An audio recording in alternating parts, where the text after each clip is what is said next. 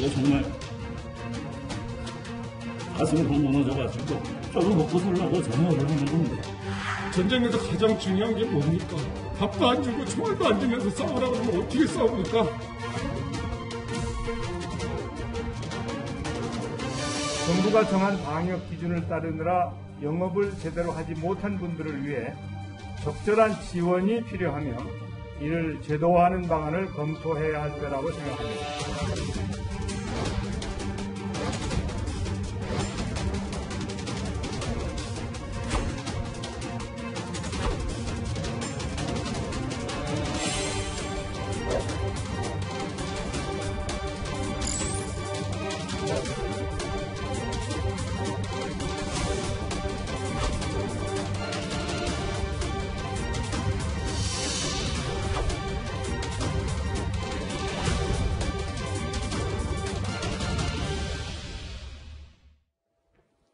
이번 이야기 도움 말씀 주실 분 나와 계십니다. 박성현 더불어민주당 상근 부대변인, 백성문 변호사, 그리고 장성철 공론센터 소장 세 분 나와 있습니다. 어서 오십시오. 네, 안녕하세요. 네. 자영업자들이 정부의 코로나 방역 조치 지침을 따르느라 영업을 하지 못해서 피해를 보신 분들 많으시죠. 자, 이 어마어마한 영업 손실 나라가 보상을 해준다. 네. 이건 말만 들어도 굉장히 반가운 소식인데 이 정확하게 어떤 내용입니까? 지금 말씀하셨던 것처럼 코로나19 때문에 작년부터 올해 제가 명동거리를 가봐도 그렇고 항상 사람이 많은 가로수길에 가도 그렇고 문 닫는 곳들이 굉장히 많더라고요. 그렇죠. 사실 이거는 정부 차원에서 영업 금지라고 집합 제한을 하거나 아니면은 영업 시간을 제한하는 등에서 자영업자들의 손실이 눈덩이처럼 커진 상황인데 네. 일단 정세균 총리가 얘기하는 이 자영업자의 손실을 보전해 줄 필요가 있다는 건 헌법상 근거는 있습니다. 헌법 헌법상. 23조 3항에 보면 이제 공공의 필요에 의해서 재산권을 사용, 수익 또는 제한하는 경우에는 이에 대해서 정당한 보상을 해야 한다고 돼 있습니다. 그러니까 예를 들어서 우리 긴급 재난 같은 것들이 발생하면 그에 대해서 어느 정도 정부에서 보상을 해준 것과 비슷한 개념이라고 생각하시면 되는데 이게 자발적으로 문 닫은 게 아니고 정부에서 방역의 필요 때문에 문을 닫으라고 한 거잖아요. 그렇죠. 그것으로 인해서 생긴 손실은 보상해 주는 게 맞는데 그러니까 이에 대해서는 논란의 여지가 크게 없는 것 같아요. 그러면 어떤 기준으로 할 것인지. 그러니까 이게 전년도의 매출 기준으로 할 것인지. 그러면 작년에 연 곳은 어떻게 하죠? 이제 이런 어떤 기준으로 할 것인지, 그 다음에 어느 정도를 손실을 보상해 줄 것인지, 그 돈은 무엇으로 할 것인지, 이런 논란이 남는 겁니다. 일단은 반가운 소식인 건 맞습니다. 지금 안 그래도 문 열어도 힘든 상공인들한테는, 소상공인들한테는 반가운 소식인 건 분명하죠. 그렇죠? 네, 맞습니다. 그럼 현금으로 주는 겁니까? 예, 그렇습니다.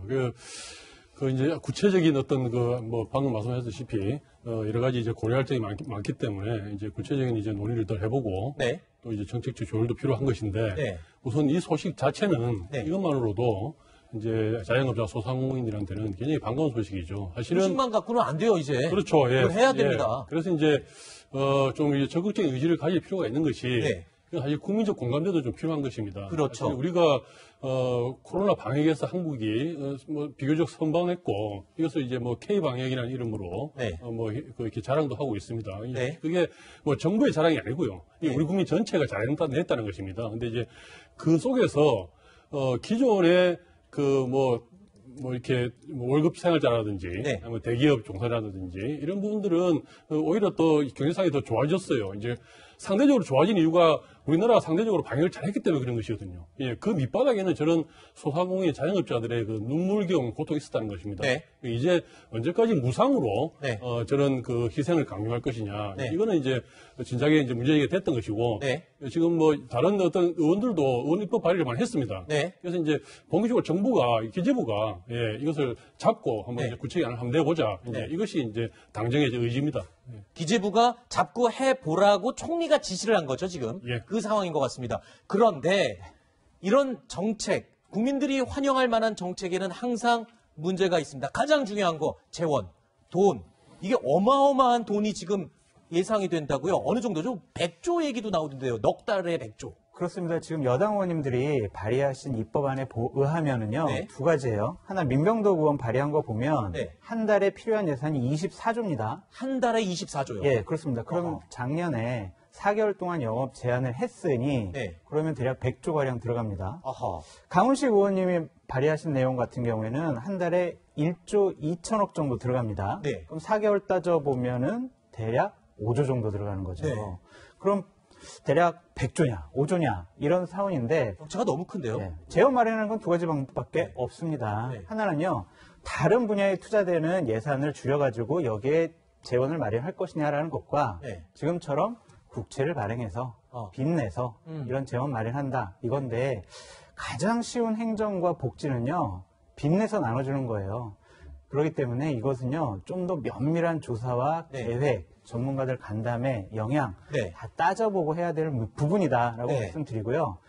헌법에 나와 있는 것처럼 이런 손실보상은 필요한 부분이다라고 말씀드립니다. 자, 그러니까 지금 여러 가지 제안들이 나왔는데 왜 100조가 언급되는지를 그림으로 잠시 설명을 드리면 4개월 동안 집중적인 영업 제한 조치가 이루어졌었기 때문에 한 달에 그 소상공인들에게 손실을 보장해 줄 수 있는 한 달치가 24조. 그런데 넉 달치니까 얼추 100조에 육박하는 예산이 필요한 것이다. 지금 이제 입법이 제한된 내용을 보면 그렇습니다. 자, 그래서 100조 얘기가 나오는 건데 이게 뭐 1년치가 아니고 넉 달에만 100조가 소요된다 그러면 이건 어마어마한 거죠. 자, 그러면 기재부가 이 법안을 만드는데 주된 역할을 해야 되는 건데요. 지금 나라 곳간을 책임지는 곳이 바로 기재부 아니겠습니까? 그런데 기재부 입장에서는 고민이 깊어질 수밖에 없죠. 기재부 입장을 한번 들어볼까요? 해외 같은 경우에도 저희가 1차적으로 살펴본 바에 따르면 법제화한 나라는 찾기가 쉽지 않고 다른 나라는 예산도 이제 법률 형태입니다. 법정화된 내용보다는 어떤 일반적인 지원 원칙을 가지고 그때그때 프로그램을 적기에 마련하여 지원하는 것으로 그렇게 지금 파악을 하고 있습니다.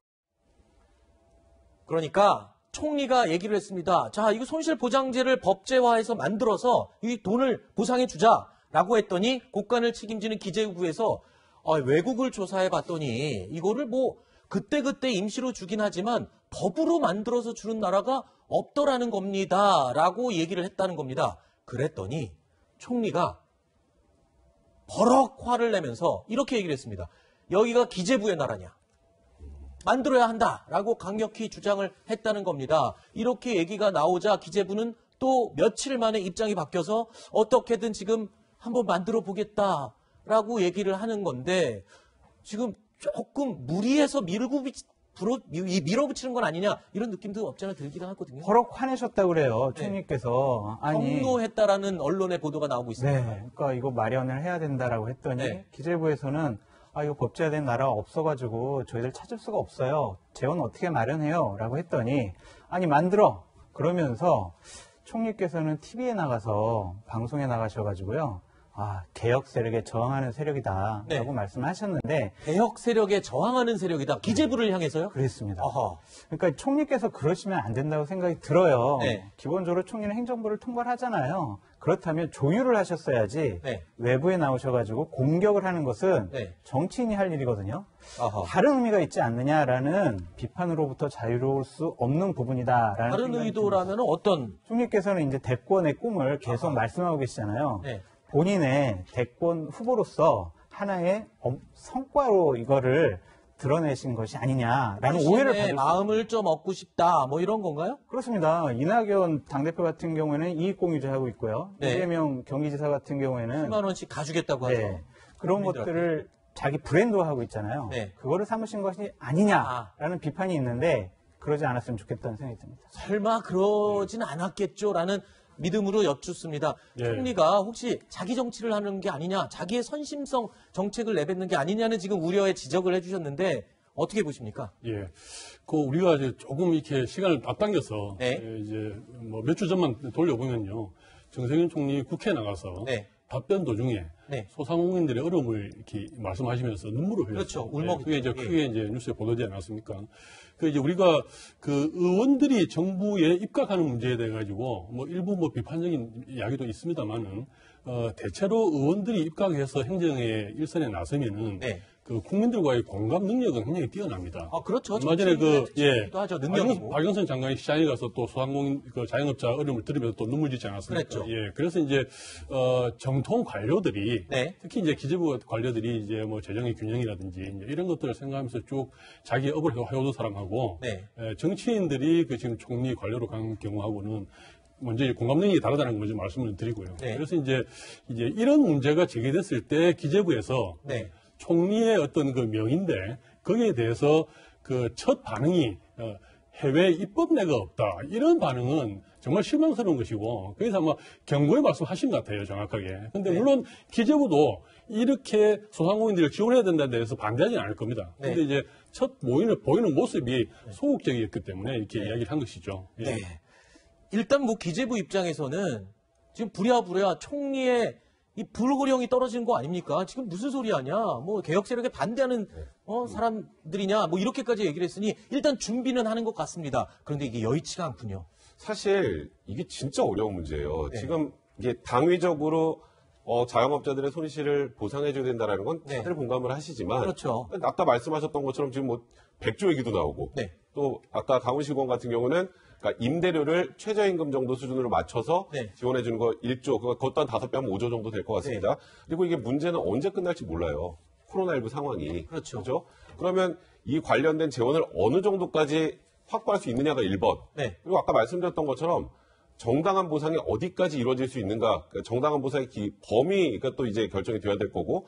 그다음에 마지막으로 말씀드렸던 것처럼 어떤 기준으로 지급할 것이냐. 네. 아까 뭐 예를 들어서 전년도에 매출 기준으로 한다는데 전년도가 없는 분들도 있잖아요. 작년에 그렇죠. 개업하신 분들이 있으니까. 이런 경우 어떻게 할 것인가. 이걸 모두 다 정리를 해서 법안까지 만들어서 국회를 통과를 하려면 시간이 오래 걸리죠. 제 생각에는 올해 안에 힘들 것 같은데요. 그러면 지금 당장 소상공인들은 당장 긴급 재난 지원을 받고 싶은데 법제화해서 법을 통과해서 그게 시행될 때까지는 엄청난 시간이 걸리겠죠. 급하게 하면 또 어떤 문제가 생기냐면 나중에 또 기준이 잘못됐다고 그렇죠. 사방에서 또 난리가 납니다. 그러니까 만들 때 정확하게 만들어야 되는데 네. 이게 지금 현 시점에서 얘기가 나와서 이걸 법제화하는 과정, 제가 말한 여러 가지 부작용들을 다 해소하려면 네. 그게 간단하게 이게 하루 이틀 안에 될 문제는 아니라는 게 또 문제입니다. 일리가 있는 얘기인 것 같습니다. 기재부의 고민은 이런 것 같아요. 네. 그러니까 민주당에서는 우리나라 재정 건전성 아직 괜찮아. 네. 45% 정도밖에 안 돼라고 얘기를 하잖아요. 작년까지 해보면 대략 826조입니다. 근데 이거는요, 밝히지 않은 그러한 우리 빚이 있어요. 네. 예를 들면요, 정부가 모든 것을 다 보증해주는 네. 공공기관 부채 네. 650조, 대략 700조 됩니다. 네. 그리고 군인, 공무원, 연금 충당 부채 네. 1000조입니다. 네. 이 세 가지 부채를 합치면은요, 중앙정부 부채 826조까지 다 합치면 네. 우리나라 부채는요, 네. 2,500조예요. 그러면은요, 우리나라 GDP 100%를 넘습니다. 네. 이런 부분을 간과하고 네. 정치권에서는 중앙정부 부채 830조니까 괜찮아라고 하는 거는 네. 국민에게 좀 속이는 것이 아니냐라는 좀 생각이 있습니다. 총리는 일단 이 손실보상제를 법제화해라라고 강력하게 지시를 재차했고요. 기재부는 어떻게든 해보겠다며 지금 머리를 싸매고 끙끙대고 있습니다. 이 와중에 또 홍남기 경제부총리는 이런 반응을 오늘 오전에 보였군요. 보실까요? 재정은 화수분이 아니다.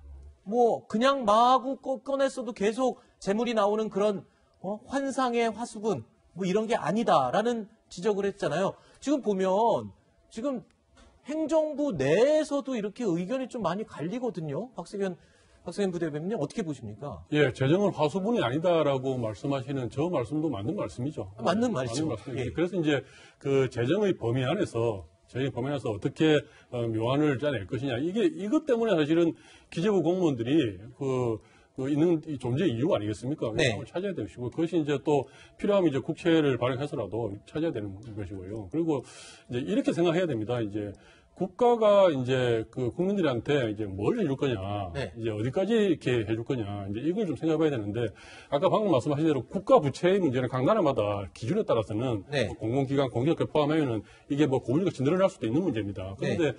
그 중에서 각 개인이 지고 있는 가계부채의 비중이 얼마 되느냐를 또 같이 봐야 돼요. 예, 이게 국가가 지는 빚하고 네. 또 가계가 지는 빚하고 죄송한데 말씀 좀 끊어서 비중이, 죄송합니다만 지금 우리가 지금 손실보상제에 예, 따른 맞습니다. 기재부의 예산에 한정해서 좀 얘기를 해주시고요. 그렇죠. 가계부채 얘기를 여기다 끌어들이면 저도 지금 머리가 복잡해집니다. 그러니까 방금 말씀하신 게 이제 그 국가 부채 문제를 그러니까 말씀하시면서 이제 이게 더 어려워지지 않느냐라고 말씀하셨는데 그만큼 우리나라가 다른 선진국에 비해서 가계부채가 굉장히 비중이 높습니다. 그런데 이렇게 어려울 때이죠. 이제 코로나라는 건 거의 뭐 전시에 준할 정도로 어려운 상황에서 그 자영업자들이 희생하고 있는 거 아닙니까? 그렇죠. 이럴 때 국가가 개인의 빚을 들어줘야 될 때죠. 그러면은 가계부채에 대한 이자 부담을 낮춰주는 쪽으로 좀 또 다른 얘기를 지금 제시하시는 건가요? 아니요, 그렇지 않죠. 아니, 그거는 이미 이제 금융위원회에서 이미 그 이야기를 했습니다. 뭐 이자 부분에도 알겠습니다. 그 얘기는 좀 거리감이 있으니까 다시 원래 하던 얘기로 돌아가서 이 부분을 한번 짚어볼게요.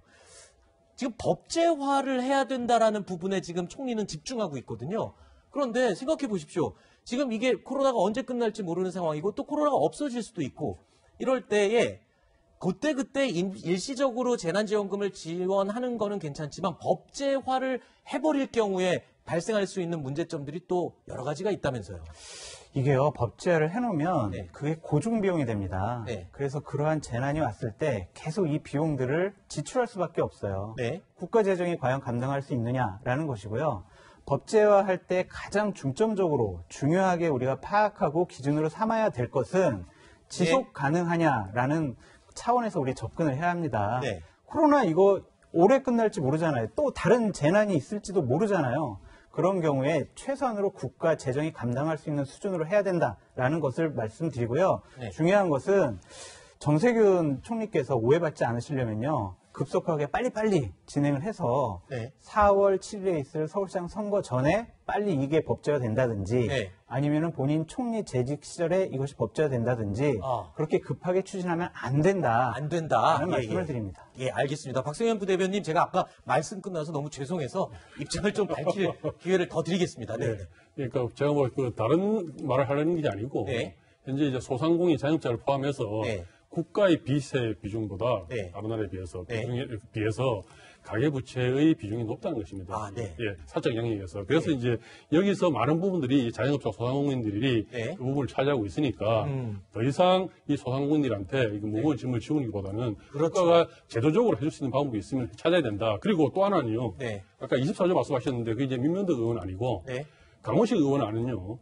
그 소상공인들이 지불하는 고정비용입니다. 그렇죠. 임대료. 영업을 하든 안 하든 나가는 고정비용. 우리가 생각하는 뭐 임대료, 그다음에 이제 고정인건비용 이런 것이죠. 이제 그걸 하면은 월 1조 정도입니다. 그래서 연간 12조 정도라서 그 부분은 기재부가 큰 부담을 갖고 있는 것 같지는 않아요. 그래서 이제 얼마든지 그 기준을 조정하면은 시기를 앞당길 수도 있다라는 생각이 들고요. 그리고 이것이 3차 재난지원금, 4차 재난지원금 뭐 이야기가 나오는 부분하고 이게 뭐 같이 병행해 가는 것입니다. 이게 안 되면 뭐 안 되고 이런 것이 아닙니다. 알겠습니다.